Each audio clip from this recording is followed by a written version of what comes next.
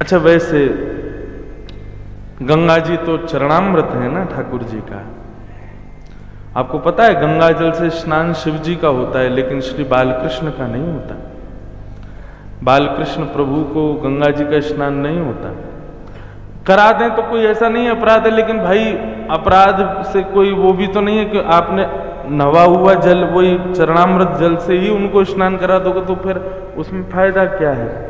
कई जगह गंगा जल को बड़ा श्रेष्ठ मानते हैं गंगा जल, लेकिन हमारे वृंदावन की पद्धति में तो श्री यमुना जल से स्नान ठाकुर जी का होता है। और एक बात बताएं, गंगा, यमुना, सरस्वती, कावेरी, मंदाकिनी, ये जो भी नाम है ना, ये सब भाव हैं। जल हाथ में है और आपने भाव यमुना जी का रखा है, तो वो जल यमुना जी ही है। जल हाथ में है, आपने भाव, मैंने एक दिन बताया था ना, श्री गंगा मैया कहती हैं कि गंगे गंगे तियो ब्रूयात योजनानाम सतैरपि, 100 योजन दूर से भी व्यक्ति साधारण जल से स्नान करे और गंगा गंगा कहे तो गंगा जल ही हो जाता है। तो गंगा, अब मानो तो मैं गंगा मां हूं, ना मानो तो बहता पानी। मानने के ऊपर है, भाव के ऊपर विद्यमान है बात। तो कभी अब ऋषिकेश में रहने वाले लोग शालिग्राम भगवान की सेवा करते हैं, ठाकुर जी की सेवा करते हैं, यहाँ तो नल में भी गंगा जल ही आ रहा है, तो मन में भाव आएगा कि भैया ऐसे कैसे स्नान करा मैं ठाकुर जी का। तो वैसे तो देखिए, चरण ठाकुर जी के चरणामृत ये तब तक हैं जब तक श्री शिव जी की जटाओं में विद्यमान है। जटाओं से जब प्रकट होती हैं तो फिर ये सर्वव्यापी और सर्व योग्य हो जाती हैं। लेकिन फिर भी भाव रखना चाहिए कि जब श्री गंगा जल से स्नान करावें ठाकुर जी का, तो यमुना जी का भाव रखें कि श्री यमुना जी हमारे ठाकुर जी को स्नान कराओ। यमुना जल से स्नान ठाकुर जी का वो विशेष है, और गंगा जल से स्नान महादेव का, महादेव को अति प्रिय है। तो यही भाव है। एक बड़ा सुंदर एक श्लोक है गंगा जी के प्रादुर्भाव का। श्री गंगा जी को जब हम प्रणाम करते हैं, गंगा जी को जब हम नमन करते हैं, वंदन करते हैं, तो उस समय पर कितने सारे देवताओं को और कितने देव परिवारों को प्रणाम हो जाता है केवल गंगा जी को प्रणाम करने मात्र से। अहिरिपुपति कांता तात संपूज्य कांता, हर तनय निहंत्री प्राणधात्री ध्वजस्य, सखि सुत सुत कांता तात संपूज्य कांता, पितु शिरसि पतन्ते जानवी न पुनाति। कितनी कथाएं सुनी हैं आप लोगों ने। राठी जी के भाव से देखें तो बहुत कथाएं होती हैं। कलकत्ता में भी आए दिन कथाएं होती रहती हैं, और जहां जहां से भी आप आए हो सब जगह कथाएं होती हैं। आज चलो आपका एग्जाम लेते हैं। अहिरिपुपति कांता, अब इस श्लोक का अर्थ आप ही बताइएगा। अहि कहते हैं सर्प को, अहि रिपु, रिपु कहते हैं सर्प का शत्रु। भगवान के वाहनों में सर्प का शत्रु कौन? हाँ, गरुण। अहि रिपु यानी कि सर्प का शत्रु गरुण, उसके अहि रिपु पति, उसके पति कौन? गरुण के श्रीमन नारायण। अहि रिपु पति कांता, उन पति की कांता कौन है? पत्नी कौन है? लक्ष्मी। अहि रिपुपति कांता तात, उनकी कांता के तात पिताजी कौन है? लक्ष्मी के पिताजी कौन है? समुद्र देवता। अहि रिपुपति कांता तात, उनके पिताजी संपूज्य। उनके पिताजी को कौन प्रणाम करते हैं? किसने प्रणाम किया? श्री रघुनाथ जी ने प्रणाम किया। संपूज्य कांता, जिन्होंने उन समुद्र देवता को प्रणाम किया, उनकी कांता कौन है? सीता जी। हर, उनका हरण किसने किया? तनय उनके बेटा कौन? मेघनाद। निहंत्री उनके बेटा को वध किसने किया? किसने किया? लक्ष्मण जी। प्राणधात्री लक्ष्मण जी के प्राणों की रक्षा किसने की? श्री हनुमान जी। ध्वजस्य हनुमान जी किसके ध्वज में रहते हैं? अर्जुन। ध्वजस्य जिसके ध्वज में रहते हैं उसके सखा कौन है? सख सुत सुत उनके सखा यानी कि कृष्ण के सुत कौन है? सुत उनके सुत कौन है? अनिरुद्ध। तो सख सुत सुत कांता अनिरुद्ध की पत्नी कौन? तात उषा के पिताजी कौन? बाणासुर। तात संपूज्य बाणासुर किसकी पूजा करता है? शंकर जी की। तात संपूज्य कांता शंकर जी की कांता यानी कि पत्नी कौन? पार्वती। तो तात संपूज्य कांता पितु उन पार्वती के पिताजी कौन? हिमालय। सिरसि पतंती जानवी न पुनातु ऐसे हिमालय के सिर से प्रकट होकर के पृथ्वी पर आने वाली श्री गंगा जी को हम प्रणाम करते हैं। पूरे श्लोक में कितने सारे भाव।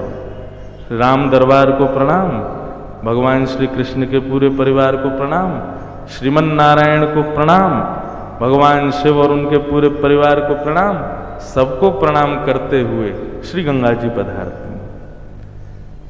अहिरिपुपति कांता तात संपूज्य कांता हर तनय निहंत्री प्राण धात्री ध्वजस्य सख सुत सुत कांता तात संपूज्य कांता पितु सिरसि पतंती जानवी न पुनातु।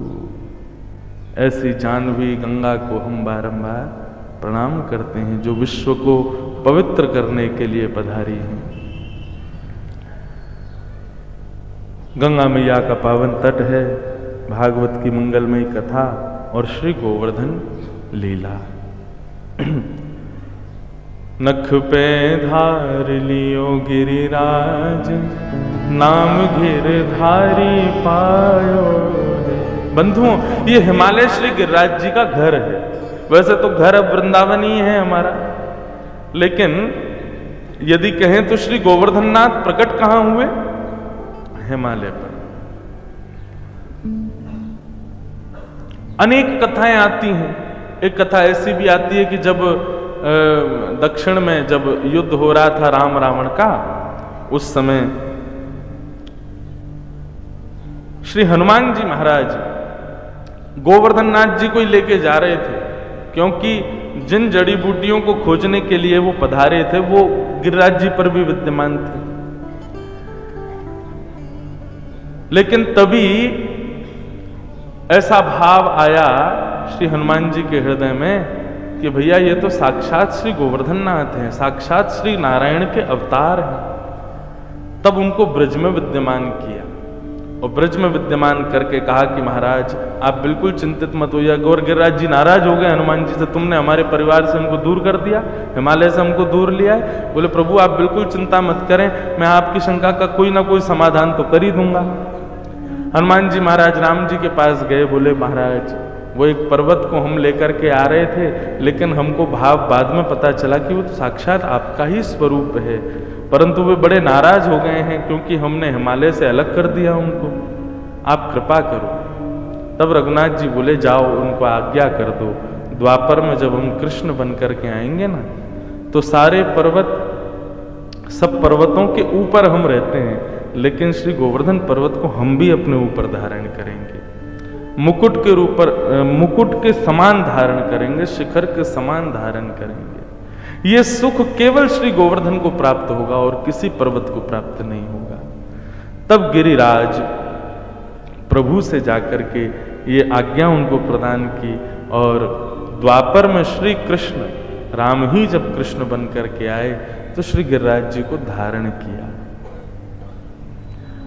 बहुत कथाएं हैं गोवर्धन लीला की, लेकिन एक आध्यात्मिक पक्ष सुनिए जो हमारे काम का है। गौ कहते हैं इंद्रियों को। हमारे शरीर में 10 इंद्रियां हैं, पंच ज्ञानेंद्रिय, पंच कर्मेंद्रिय। इन 10 के समूह को, इनके ग्रुप को, इनके झुंड को गौ कहते हैं। और उस गौ का जो कृष्ण भक्ति में वर्धन करते हैं वही है श्री गोवर्धन। यदि बंधुओं बहुत ध्यान से सुनिएगा, आपको कथा सुनने में तो आनंद आता है, लेकिन जब भगवान के दर्शन की बात आती है तो दर्शन में आपको उतना आनंद नहीं आता। कई लोगों को दर्शन में बड़ा आनंद आता है लेकिन कथा सुनने में नींद आती है। कई लोगों को ठाकुर जी की सेवा करने में तो सुख मिलता है लेकिन परिक्रमा नहीं होती। अलग अलग भाव है ना, ऐसा नहीं है सब काम सब करते हो, किसी को किसी में सुख, किसी को किसी में सुख। कई लोग हैं उनको नाम जप में बड़ा सुख मिलता है, उनसे कितना भी नाम जप करा लो, नाम जप साधक होते हैं कई लोग। हमारे मथुरा में एक महात्मा थे, नाम जप बड़े भाव से करते थे, महामंत्र का जप करते थे, श्री कृष्ण श्री कृष्ण श्री कृष्ण, श्री राधा राधा राधा, युगल मंत्र की उपासना करते थे, कभी महामंत्र करते, नाम जप जापक थे। लेकिन उनसे सेवा बिल्कुल नहीं होती थी ठाकुर जी की। ये अभिषेक करना, श्रृंगार करना, माला वाला पहना के आरती उतार, ये सब काम नहीं होता था। वो कहते हमारा तो नाम ही सब कुछ है। रोज स्नान करके, नेत्र बंद करके, हाथ में माला लेके अपने नाम प्रभु को ही श्रृंगार भाव से करके और फिर नाम जप करने बैठ जाते थे। लेकिन हमारे ठाकुर जी एक दिन उनसे रीझ गए, तो वो बाबा घर जाकर के ब्रजवासियों के यहां से भिक्षा मांगते थे और जो भिक्षा में प्राप्त होता उसी को पाते थे। अच्छा, एक और नियम था कि बनी हुई भिक्षा नहीं लेते थे। ब्रजवासियों के घर से सूखी सामग्री लेके आते, अपने हाथ से बना के खाते थे। तो एक बूढ़ी माता जी थी, उनके यहां से वो आटा दाल चावल जो उनको चाहिए होता था लेके आते थे। लेकिन बहुत अकिंचन थे तो थोड़ा सा आटा लेके आते थे, उसमें यमुना जल डाल के गूंद के उसकी रोटी बना के केवल एक रोटी पाते थे, ज्यादा सामग्री नहीं लेते थे। जो व्यक्ति बहुत साधनों में पड़ा हुआ है ना, वो भजनानंदी नहीं हो सकता। जिसकी जीभ बड़ी चटोरी है, हम सच बता रहे हैं, उस व्यक्ति से साधना नहीं हो सकती भगवान की। श्रीमद् भागवत स्पष्ट कहती हैं, जितम सर्वम जिते रसे। जिसने अपनी रसना को जीत लिया वो सब कुछ जीत लेगा। या तो हर स्थिति का हो, साधारण मिले तो साधारण खा ले, बढ़िया मिले तो बढ़िया खा ले, जैसा हो वैसा।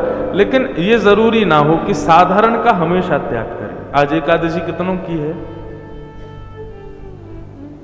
झूठ नहीं, जय जय। एकादशी एक दिन तो कम से कम वस्तुओं का त्याग करना चाहिए ना। एक दिन सबकी छुट्टी होती है, तो आज अन्न की छुट्टी है, उसको छुट्टी रखनी चाहिए, होनी चाहिए, नहीं खाना चाहिए।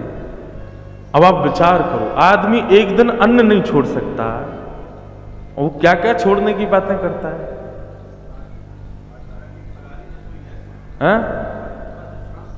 अरे फलारी महाराज, एकादशी ऐसी होती है, कूटू की पकौड़ी, कूटू की कचौड़ी, बेसन के ये और ये वो फलाना। आदमी बाकी के दिन तो रोटी सब्जी दाल चावल खाता है, ज्यादा से ज्यादा थोड़ी बहुत कैलोरीज बनाता होगा। एकादशी वाले दिन तो महाराज यदि ऐसी एकादशी 1 महीना कर ले तो 5 किलो वजन तो उसका 1 महीना में बढ़ जाए।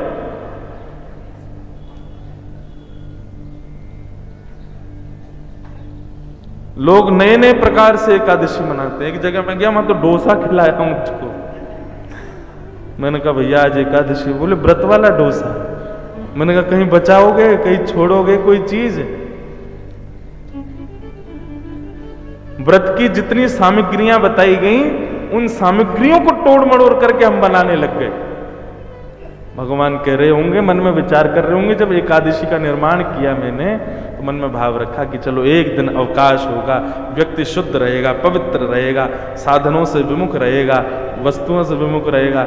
यहाँ भले आदमी के कुछ 4 साधन बता दिए कि यदि कोई बेचारा बालक है, छोटी आयु है या उसकी तबीयत खराब है तो उसके लिए साधन है, वो इनको बना करके अपनी एकादशी कर सकता है, इनको खाने में दोष नहीं है। आजकल के लोगों ने ऐसी ऐसी सामग्री बनाई है महाराज, एकादशी की सामग्रियों से ही पकवान बना दिए, बल्कि बाकी के दिन तो साधारण 4 चीज ही हैं, दाल चावल रोटी सब्जी। एकादशी के दिन तो 56 भोग बनने हैं, मीठा ही 5 प्रकार का है। जो बहुत साधनों में है वो भगवत प्राप्ति से विमुख रहता है।